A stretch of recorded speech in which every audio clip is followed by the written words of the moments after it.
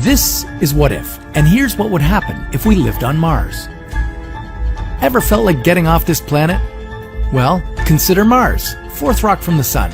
It can be as close as 56 million kilometers away. It can also be as far as 401 million kilometers away.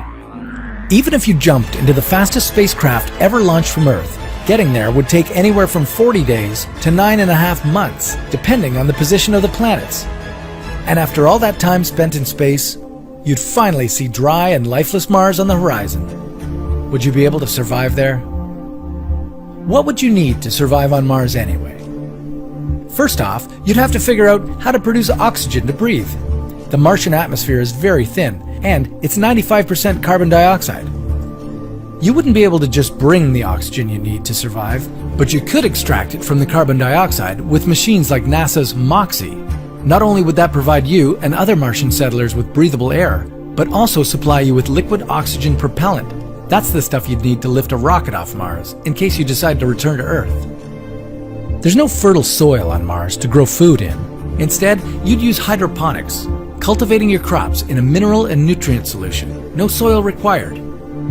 Of course, without running water on the surface, your colony would only be able to grow 20% of the food you'd need. The rest of it you'd have shipped in from Earth. But don't expect fresh meat. All your food would come dried.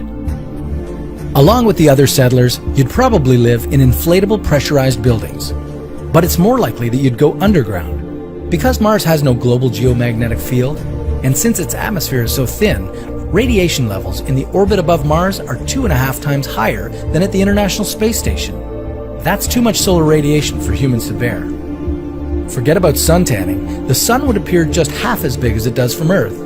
And if you want to go outside and return alive, you'd need a spacesuit to make up for the near-absent atmospheric pressure and to block radiation. Your suit would also keep you warm, which is important because temperatures on Mars are very low. The coldest winter on Earth is paradise compared to the average Martian winter. Temperatures would be as low as 55 degrees below zero, even colder at the poles, where the temperatures can drop to a freezing minus 153 degrees. A day on Mars is just 40 minutes longer than a day on Earth. A year on Mars would be almost twice as long, though. If you lived in the northern hemisphere, you'd enjoy 7 months of spring and 6 months of summer. Then there would be a 5-month-long autumn and another 4 months of winter. And not only are the temperatures there low, they can also change dramatically within a week.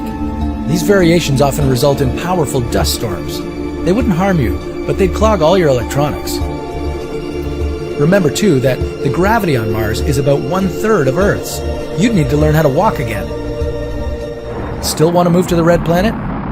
Well, your best bet is to wait until the first human colonies head there to terraform the planet, to make it just like the one they came from. They'd import ammonia ice from the atmospheres of other planets to heat Mars up a little. The heat would convert the dry ice at the Martian North Pole into gas and give the planet an atmosphere. Still unbreathable for us, but at least it would be enough to create atmospheric pressure so that you could finally take off your spacesuit.